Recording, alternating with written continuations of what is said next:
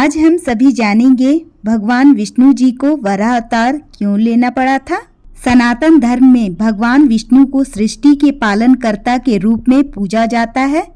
जब जब पृथ्वी पर अधर्म बढ़ता है तब तब भगवान विष्णु विभिन्न अवतारों के माध्यम से पृथ्वी की रक्षा करते हैं। उनके 10 प्रमुख अवतारों को दशावतार कहा जाता है। इन 10 अवतारों में से तीसरा अवतार है वराह अवतार, जिसमें भगवान विष्णु ने एक विशाल जंगली सुअर वराह का रूप धारण कर पृथ्वी को असुर हिरण्याक्ष से बचाया था। सृष्टि की प्रारंभिक अवस्था में जब ब्रह्मा जी ने जगत की रचना की तब पृथ्वी को एक ठोस स्थान पर स्थिर करना आवश्यक था। उन्होंने पृथ्वी को जल के ऊपर स्थापित कर दिया, लेकिन ब्रह्मा के एक मानस पुत्र ऋषि काश्यप और दिति से जन्मे 2 राक्षस हुए, हिरण्याक्ष और हिरण्यकशिप।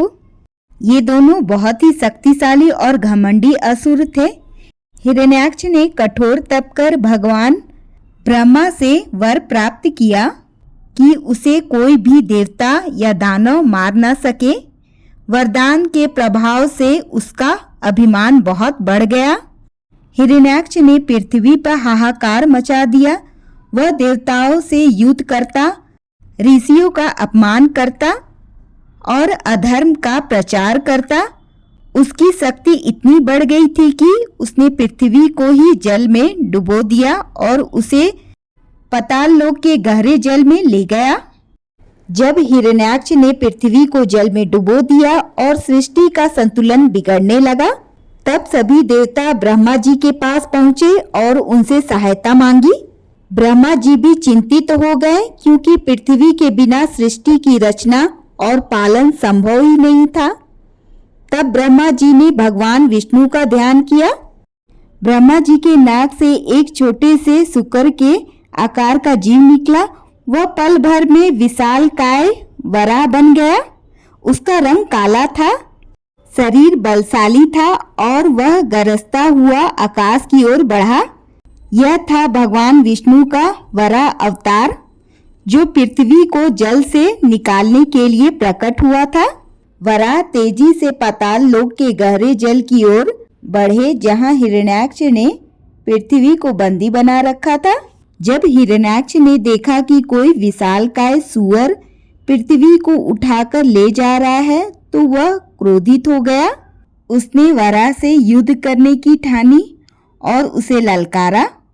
दोनों के बीच घोर संग्राम युद्ध हुआ। यह युद्ध 1 दिन और 1 रात चला। देवता, ऋषि और गंधर्व आकाश से यह युद्ध देख रहे थे। हिरण्याक्ष बहुत ही शक्तिशाली था, लेकिन भगवान विष्णु की लीला के सामने उसकी एक न चली। अंत में भगवान वराह ने अपनी विशाल दांतों से उसे घायल कर दिया और अपने सुदर्शन चक्र से उसका वध कर दिया। हिरण्याक्ष के मारे जाने के बाद भगवान वराह ने पृथ्वी को अपनी दांतों पर उठाया और जल से बाहर लाकर उसे पुनः संतुलित स्थान पर स्थापित कर दिया। जब उन्होंने पृथ्वी को जल से बाहर निकाला तब उनके शरीर से जल टपक रहा था और वह दृश्य अत्यंत दिव्य और मनोहारी था। पृथ्वी ने भी भगवान विष्णु को प्रणाम किया। भगवान वराह ने पृथ्वी को आशीर्वाद दिया कि जब जब अधर्म बढ़ेगा वे अवतार लेकर उसकी रक्षा करेंगे। वराह अवतार की कथा केवल धार्मिक आस्था का विषय नहीं है, बल्कि यह हमें यह भी सिखाती है कि ईश्वर हर रूप में हमारे रक्षक हैं। जब भी पृथ्वी पर संकट आती है, जब भी अधर्म अपने चरम पर होता है, तब ईश्वर कोई न कोई रूप लेकर अवतारित होते हैं और धर्म की पुनः स्थापना करते हैं। वराह अवतार में यह सत्य असत्य स्पष्ट रूप से प्रकट होता है।